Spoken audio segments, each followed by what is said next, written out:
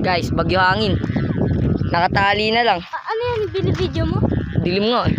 Sakit ng mata ko. Hindi ko nadala yung Polaris ko eh. Narinig yung sumo sa may tali. Nanginginig yung kamay ko.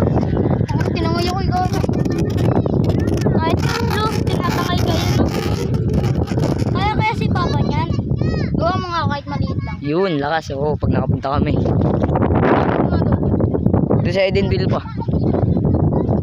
Sa malapit sa SM. May hungguyan. Ayun. Yun guys. Lakas.